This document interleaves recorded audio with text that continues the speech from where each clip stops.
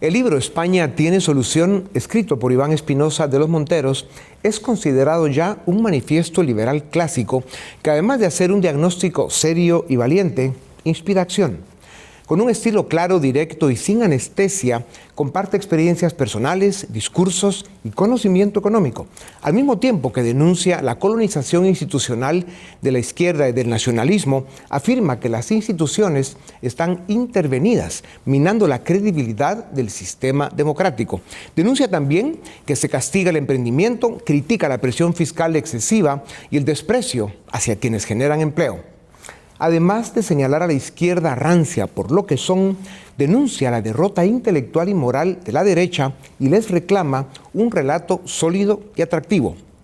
Por si fuera poco, propone una hoja de ruta para restaurar la independencia institucional, aligerar la burocracia, liberar a emprendedores y reducir impuestos para facilitar la creación de empleo. En su libro, Iván Espinosa de los Monteros habla de generar un nuevo relato cultural que recupere valores de mérito, esfuerzo, unidad nacional confiable y orgullo español. Apuesta por la innovación, especialmente en infraestructuras, energía y tecnología, como motor del futuro económico. En fin, España tiene solución es un llamado urgente a mayor implicación civil y empresarial, a la regeneración institucional, al liberalismo económico y la reconstrucción cultural desde una visión liberal con un estilo sincero, personal y centrado en la acción. Tengo el privilegio de presentarles a Iván Espinosa de los Monteros. Iván, qué gusto como siempre. Igualmente, Dionisio, gracias por tu programa. Gracias a ti. España tiene solución, un título optimista que ofrece esperanza. ¿Cuál es el problema de España?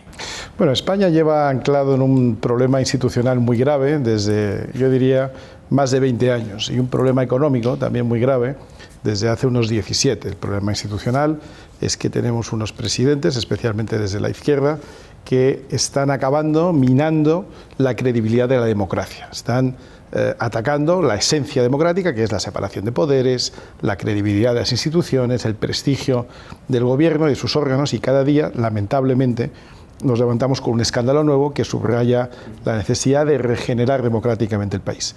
Y la segunda parte, la económica, se centra en el hecho de que España lleva 17 años, casi 2 décadas, sin crecimiento económico, sin crecimiento de riqueza, si lo medimos por el PIB per cápita, es decir, la riqueza dividida por el número de habitantes, la riqueza personal.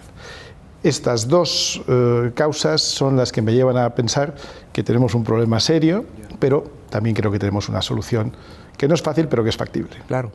Para quienes venimos de América Latina y vemos lo que está sucediendo en España, se nos ocurre decir que venimos del futuro, lo cual no es nada agradable. ¿Cómo se rescata el rumbo de España?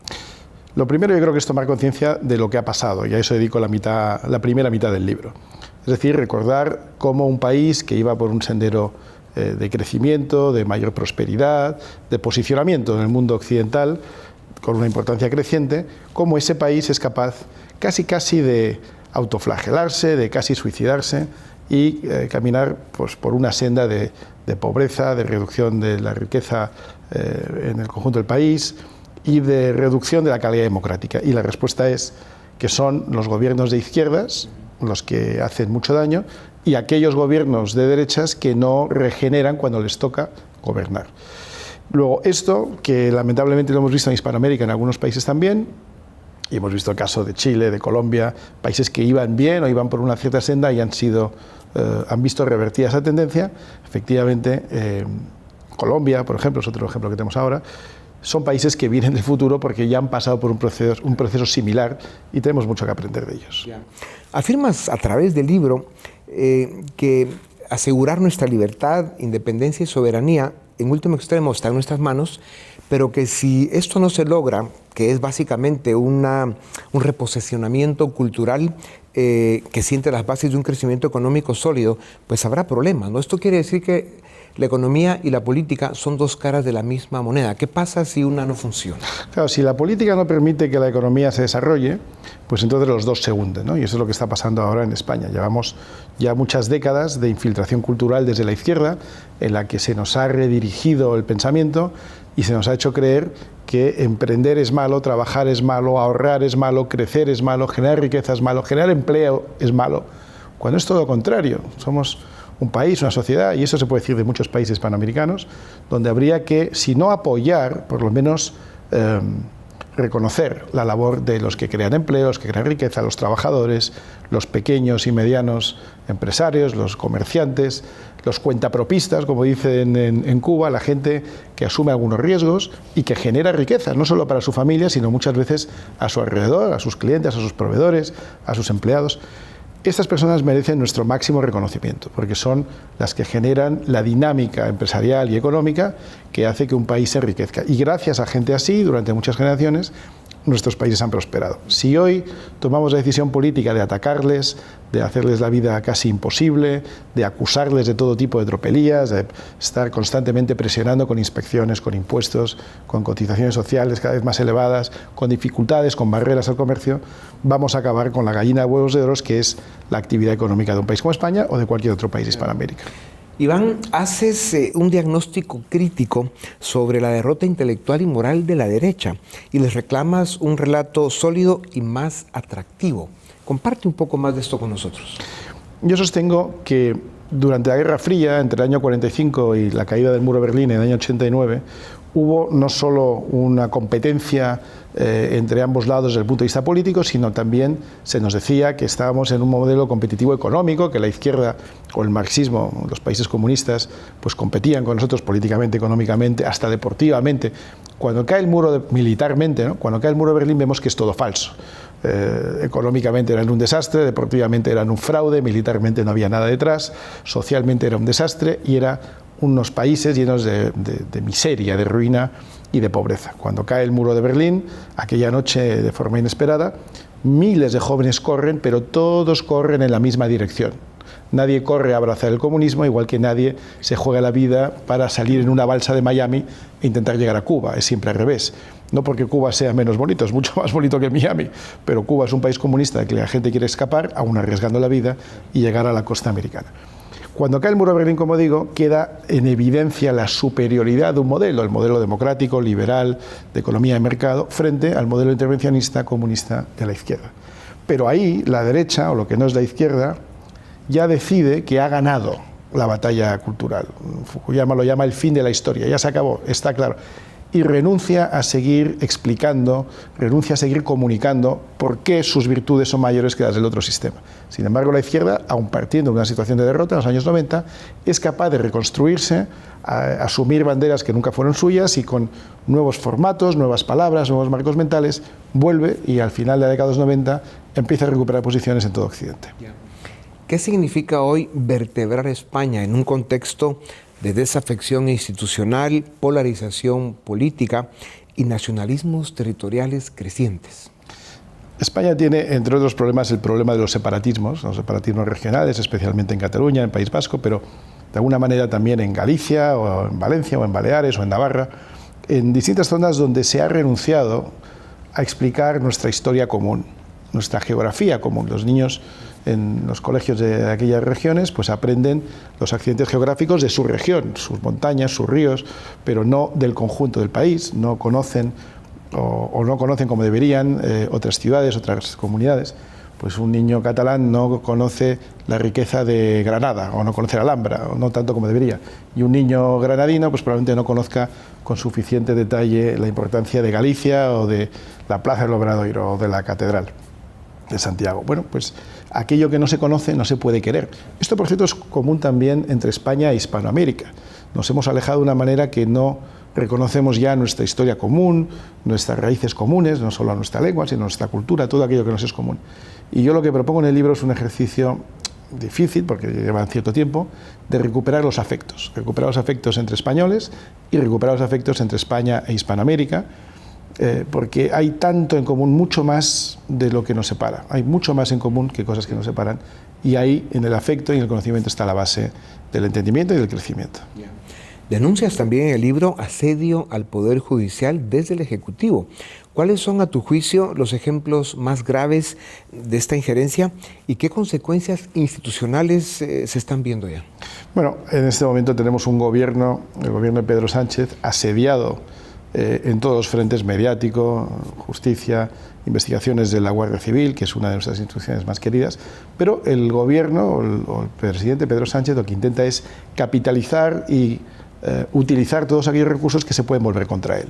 ¿Cómo lo hace? Pues, por ejemplo, nombrando al fiscal general del Estado desde su gobierno. ¿Y quién nombra? Pues nombra primero a una ex ministra de Justicia de él y después a una persona de su máxima confianza, por cierto, hoy imputado en la justicia ordinaria.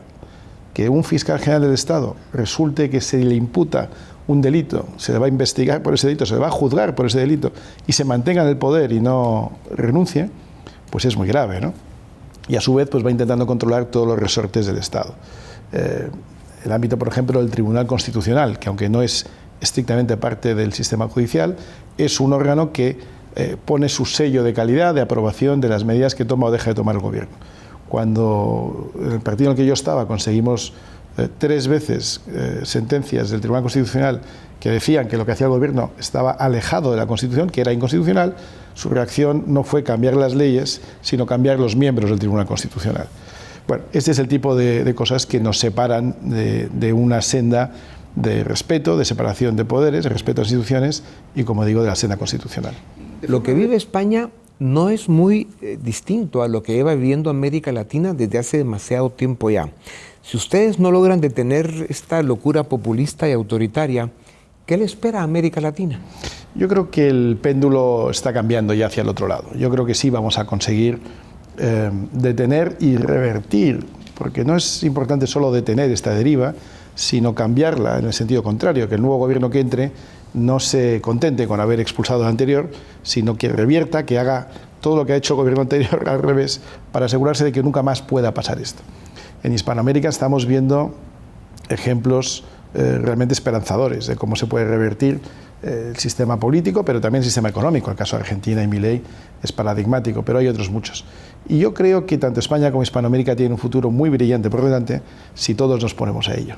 Sí, bueno, esto confirma, hiciste un esfuerzo importante por llenar tu libro de optimismo y esperanza, al mismo tiempo que planteas el diagnóstico difícil y retador que tiene España y América Latina, ¿no? Propones soluciones concretas y políticas públicas que dan resultados. ¿Por qué son importantes el optimismo y la esperanza como la acción y el compromiso? Bueno, yo creo que hay que fijar metas aspiracionales, pero realistas, factibles, ¿no? Metas a las que podamos, como nación, aspirar en nuestro conjunto. España ha superado problemas mucho más graves de los que estamos viviendo ahora y quiero insistir, sobre todo para nuestra audiencia internacional, que España sigue siendo un gran país, que España sigue siendo un país que merece ser destino de inversión, de visita, de turismo, de comercio. Nuestros productos y servicios siguen siendo de primera calidad, pase lo que pase en el mundo de la política. Pero es verdad que si nos fijamos metas un poco más elevadas, probablemente alcanzaremos mejores objetivos, ¿no? Sí. Kennedy estableció en un discurso en una universidad que el hombre iba a llegar a la Luna, cuando no tenía ni por asomo los medios tecnológicos para conseguirlo. No estaba Estados Unidos preparado para hacerlo. Pero por el mero hecho de anunciar que iba a llegar a la Luna, ya puso en marcha una serie de mecanismos y el país entero empezó a creer en una posibilidad que en ese momento no existía, pero que con el tiempo se fue desarrollando y el gran éxito culmina con la llegada del hombre a la Luna, como había anunciado años antes el presidente Kennedy. Eso se llamó el moonshot, el disparo a la Luna, que era algo por encima de las posibilidades de ese momento, pero que establecía un estándar, un nivel, una aspiración a la que todo un país se puso a perseguir. España, como muchos países de Hispanoamérica, tiene que proponerse metas elevadas, pero alcanzables. Y una de las metas que España debería proponerse es volver a ser un país del top 10 del mundo, y creo que es una meta alcanzable si nos ponemos a trabajar en ello. Tu libro, Iván, es un éxito ya. ¿Cuál es el siguiente paso de Iván Espinosa Los Monteros?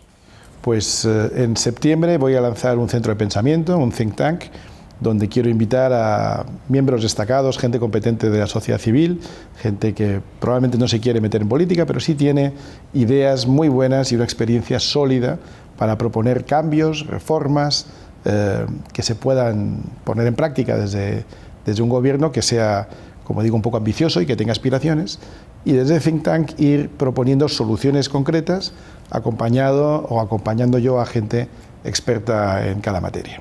Pues estaremos muy pendientes. Yo, para terminar, Iván, sin duda alguna recomiendo este libro, debe ser obligatorio para todos los hispanoamericanos y estoy seguro que se empezará a traducir a algunos otros idiomas, porque es un libro obligatorio para entender los tiempos que estamos viviendo, tener más claridad en el diagnóstico que se nos ha formado enfrente, pero sobre todo en las soluciones y en el optimismo y la esperanza que se debe tener para vencer todos estos enemigos formidables que estamos enfrentando. Iván, como siempre, un privilegio. Muchas gracias. Muchísimas gracias, Denise. A ustedes también, gracias por acompañarnos una vez más. Esto es Razón de Estado.